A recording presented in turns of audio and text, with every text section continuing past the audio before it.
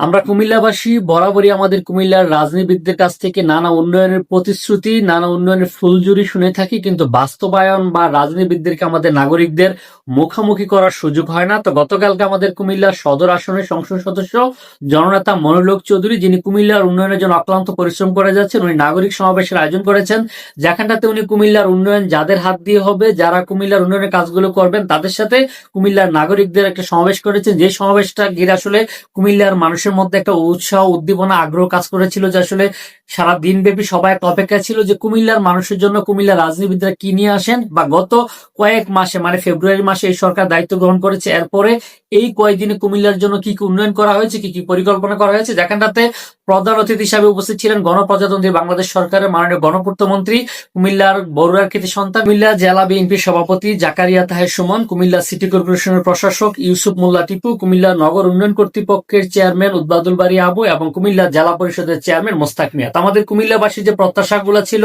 এবং আমাদেরকে তারা কতটুকু শুনিয়েছে, আমরা আসলে কতটা হতাশ হয়েছি, কতটা আশাগ্রস্ত হয়েছি, তা নিয়ে আজকে আপনাদের সাথে আলোচনা করবো। আমাদের যে গৃহায়ণ গণপূর্ত মন্ত্রী জাকারিয়া তাহের সুমন, উনি বলেছেন বিএনপি ক্ষমতায় এলে কুমিল্লাতে উন্নয়ন ত্বরান্বিত হয়, আবারও হবে।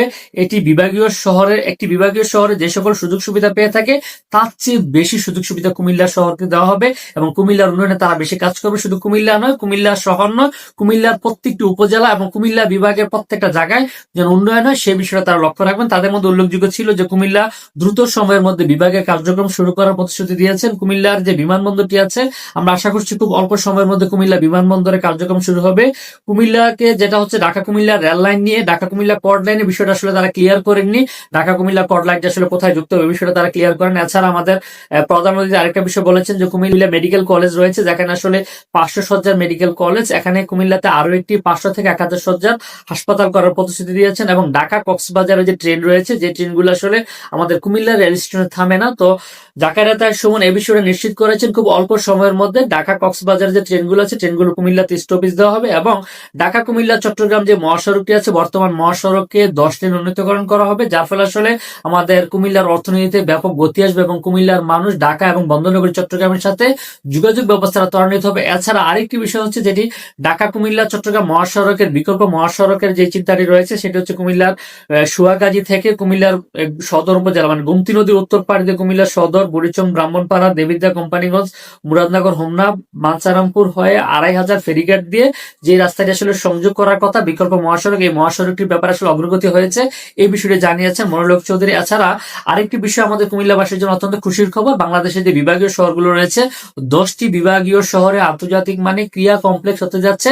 কুমিল্লা, ফরিদপুর সহ 10টি বিভাগীয় শহরে এই ক্রিয়া কমপ্লেক্সটি হবে। এছাড়া কুমিল্লার বিবির বাজার যে স্থলবন্দর রয়েছে, কুমিল্লা বিবির বাজার স্থলবন্দর থেকে নারায়ণগঞ্জ পর্যন্ত, মানে আমাদের কুমিল্লার একটি সমস্যা ছিল, আমাদের কুমিল্লাতে নৌপথ ছিল না, তো আমাদের কুমিল্লার সদর আসনের সংসদ সদস্য মনিরুল চৌধুরী এই বিষয়টি নিশ্চিত করেছেন। কুমিল্লার বিবির বাজার স্থলপথ, মানে বিবির বাজার স্থলবন্দর থেকে যে গোমতী নদীটি রয়েছে, এই নদী দিয়ে নারায়ণগঞ্জ পর্যন্ত প্রতিদিন 2টা করে লঞ্চ আসা যাওয়া করবে, যার ফলে আসলে কুমিল্লার পর্যটন শিল্পে একটা বিশাল বড় ভূমিকা পালন করবে। এছাড়া উনি আরেকটি বিষয় যেটি আমাদের উল্লেখযোগ্য, যে আপনারা জানেন যে কুমিল্লা উন্নয়ন কর্তৃপক্ষ গঠন হয়েছে, গতকালকে কুমিল্লা উন্নয়ন কর্তৃপক্ষের অস্থায়ী কার্যালয়ের আনুষ্ঠানিকভাবে উদ্বোধন করা হয়েছে। তো আমরা প্রত্যাশা করবো আমাদের কুমিল্লার রাজনীতিবিদরা তাদের ঐক্যমতের ভিত্তিতে দ্রুত সময়ের মধ্যে কুমিল্লার যে উন্নয়নের কাজগুলো আছে, সবগুলো উন্নয়নের কাজ ত্বরান্বিত হবে। এবং এর মাঝখানে হতাশার খবর, যেটি কৃষি বিশ্ববিদ্যালয়ের ব্যাপারে আসলে কোনো আমাদের অতিথিরা ভালো কোনো খবর আমাদেরকে দিতে পারেন না। আমরা প্রত্যাশা করবো এই বিষয়টাও ভালো খবর দিব। তো আপনাদের কেমন লাগলো বিষয় মন্তব্য করে জানাবেন। শেষ করছি এখানে, কথা হবে আরেকটা ভিডিওতে। ভালো থাকবেন সবাই, আল্লাহ হাফেজ।